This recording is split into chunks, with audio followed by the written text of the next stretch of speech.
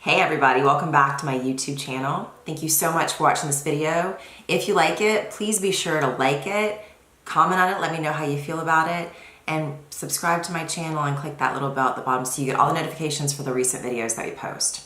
So today I want to spend a little time talking about the Ashtanga Yoga practice and why it's so intimidating to everybody.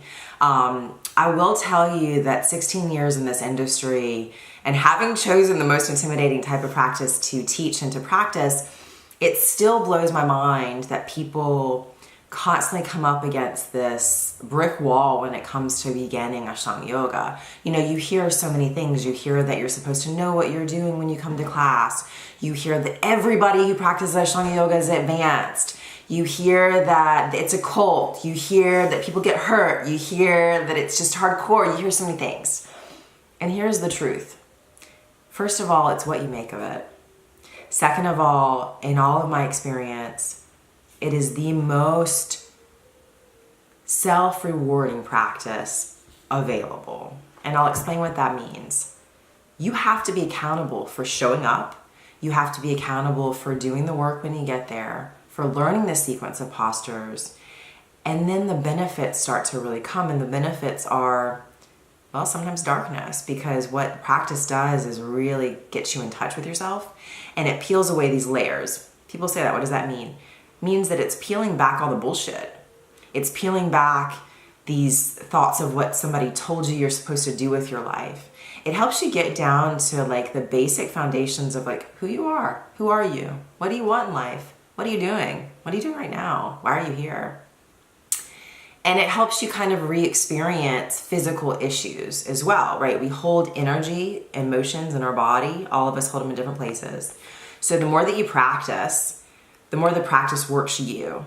And it starts to sort of unravel these tightly wound knots that you've like created over time, consciously and subconsciously in your body and in your mind. And if we just look at the physical, these knots that you wrap around inside your tissue, there's energy, there's emotions in there. So as you're practicing and you're breathing deeply and you're engaging your bandhas and you're moving through energy and you're creating more flexibility and stamina and strength and endurance and you're detoxifying your body, stuff's unwinding. But not just the physical, also emotional. So it's not just like maybe an old injury that you re-experience. You're like, I've hurt myself on my mat. Maybe you have, maybe you haven't. And oftentimes it's that you haven't, but you're kind of re-experiencing the sensations or the emotions behind an experience that you had 5 or 10 or 15 years before, and it shows up on your mat. And I could really spend hours talking about each one of these topics, but I really wanted to come on today and just kind of say, this practice is for everyone. You know, there is a beautiful quote by Pattabhi Jois, you know, anyone can practice yoga. Old man can practice, young man can practice, weak person can practice. The only person who cannot practice Ashtanga Yoga is a lazy person. So if you're not lazy, then you can do this practice. What it requires of you is putting in effort. If you, like many other people, say, oh, well, you know, I want to go to a yoga class and I just want to shut down my brain. I want to be told what to do. You want to be herded through a counted or led class like cattle. That's not bad. But what are you getting from it? If you're coming just to get some exercise, okay, great. But if you want to really change your life, if you want to really learn who you are, if you want to really break down old patterns of thinking and patterns of movement, this practice like has so much for you, so many tools for you to really learn how to be in your body and of your body and how to become sensitive to your thoughts and how to become sensitive to the world around you. Of course, you can get strong and flexible and agile and have strength and stamina and endurance, and you'll lose weight and you'll sleep better and you'll eat better, and all those are kind of byproducts to like making a commitment to yourself. And I think that's really hard for people, and that's another reason why this practice is intimidating, because most yoga shalas that you go to that are Ashtanga practitioners, they say, we want you to make a commitment. And a lot of people are like, oh my God, but I can't make a commitment. I want to do a drop-in or a class card.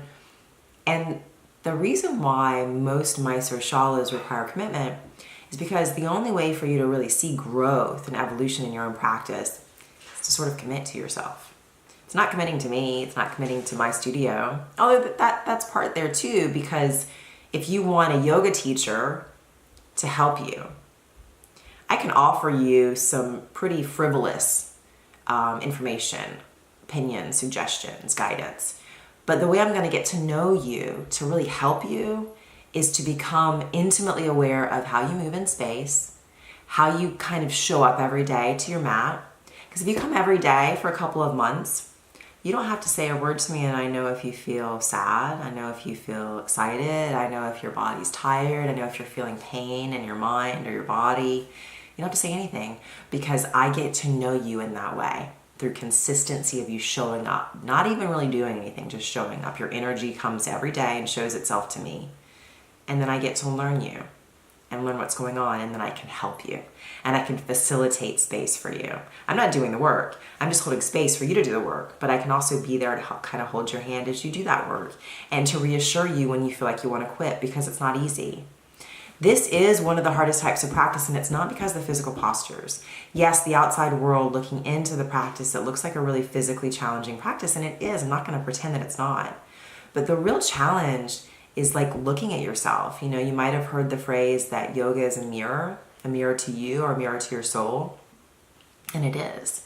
Every day that you get to your mat, you have to look at yourself and you have to ask yourself, like, how am I today? Where am I? What am I doing? And every day that you do it, you're doing the same sequence perhaps, or maybe not. But that sequence is irrelevant because it's just a tool for you. It's a guide way, right? It's a guide for you to kind of move in and out of your body and your breath and your mind and check in or check out and really kind of see where you are. It's your fulcrum. Your practice becomes your fulcrum.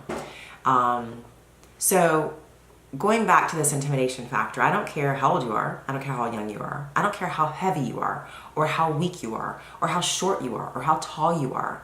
I don't care how sick you are. I don't care what's going on with you. There is a practice in Ashtanga Yoga that is for you. And the beauty behind the Mysore method that many people seem to be disillusioned by, or again, not quite understand, or has perhaps been presented to you incorrectly. The Mysore method is here for every body, every kind of body, every human body. Doesn't matter anything about your size or your sex or your age or your stamina or any of that stuff, because we can take this sequence and then we can create modifications for the sequence to meet you where you are. Now you have to meet the practice. Never, ever, ever will we change the whole practice to kind of build your ego up. But if you're coming in with tremendous inflexibility or tremendous weakness when you start, well, we're going to meet you there. And we're going to work with you on bite-sized pieces of modified postures to help you build up strength and endurance and stamina and flexibility and agility and all of that stuff. And bit by bit, day by day, you begin to get stronger. You begin to become more aware. You begin to be more sensitive to yourself and your environment. All of these things begin to evolve because you showed up. Just because you show up. It doesn't matter anything else, you just show up. And some days you're just going to show up and maybe just do some sun salutations because you know what, you're exhausted or you're mentally just really drained or physically don't feel good. But it's all about the showing up part, because when you're showing up for yourself, to yourself, by yourself, with yourself. And that's huge. Like, so much of our culture these days kind of runs. We run away. We run away from our problems, or we run away from our discomfort. You know, maybe we're taking drugs, or you're drinking too much, or, you know, having too much sex. I mean, there's so many ways that people really escape. And there's no judgment here if that's something you choose in this life, is you want to escape from your problems. I really, really want to be present in this lifetime. And I really want to work through things that have held me back. I want to work through these boundaries that have been put in place in my own mind, either from my childhood or from society. I want to figure out what I want and who I am. And the greatest gift that I have, the greatest tool I have for doing that is this particular Ashtanga Yoga practice. Now, I will always try to stress that Ashtanga Yoga may not be for you. There is a practice for you. And I don't even just mean yoga. You know, I have friends who are beautiful Hatha Yoga practitioners, and Ashtanga Yoga really intimidates them or stresses them out, you know, but they have a practice that becomes their fulcrum. I have friends who do jiu-jitsu, taekwondo, or even CrossFit or running.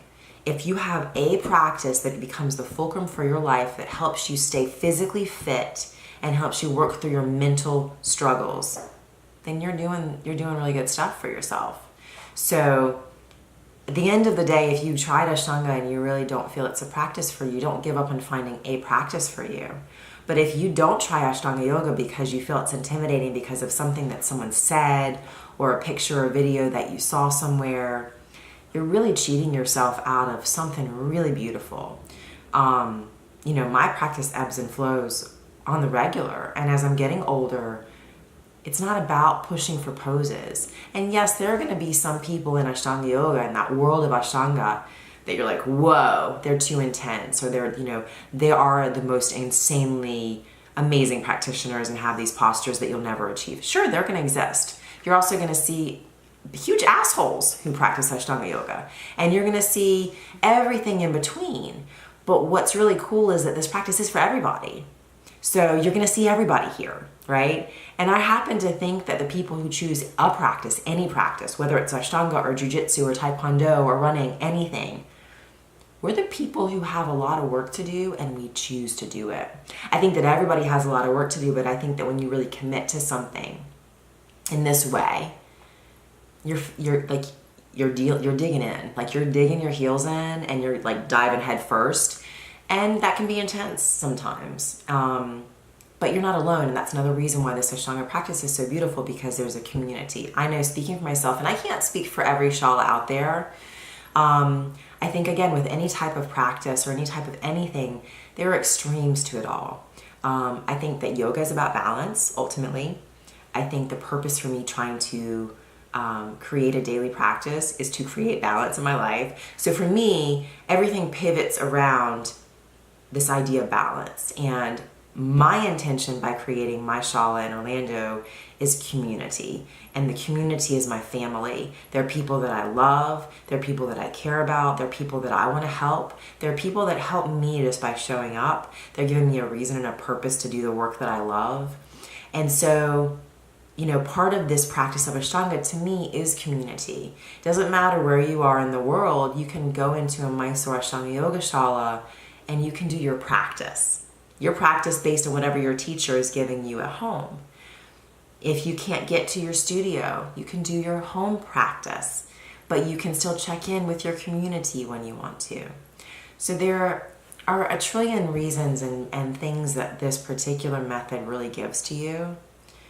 If you dig really deep, you'll find all kinds of things because, well, that's life and that's the world and that's everything. But I will say, Ashtanga Yoga is for everybody, and a Mysore style practice is for you. You will never look like the people around you, and you shouldn't. You shouldn't want to, because you're different. You look different, you sound different, you are different. What Mysore style Ashtanga does, it gives you the freedom and flexibility to find yourself inside this practice. I hope that makes sense. It gives you power inside out. It gives you freedom inside out. But you have to earn it through accountability, self-accountability. You have to earn it through showing up to do the work, to break down your barriers, to break down your walls, to figure out what kind of walls you want to build. I think many of us go through our lives, for most of our lives, if not all of our lives, and we're sort of on autopilot. Like, we're not even aware of what we're doing or why we're doing it. And every now and then if we question it, it's just still something that's sort of unattainable. You can't understand it because we're not trying to. And when you decide to try to, stuff gets real. It gets dark. It can be lonely. It can be dirty. It can be sad. It can be beautiful. And I teach workshops all over the world. And my favorite workshop to teach is literally called Deconstruction Before Reconstruction. This idea that the only way out is through. And I think that Ashtanga Yoga is such a beautiful example of that. What that means. The only way out into a freedom of understanding self is through the non-self that you've created your whole life as a byproduct of your environment and your experience and your family and everything else. But at 37 years old, I'm presently that age, I recognize that everything I do is of my choice and my volition, that I am accountable for myself, And I have the opportunity to make the rest of my life what I want it to be. Of course, we can't control everything in our environment. We can't control other people. And we can't even control certain things that happen in our day or in our body.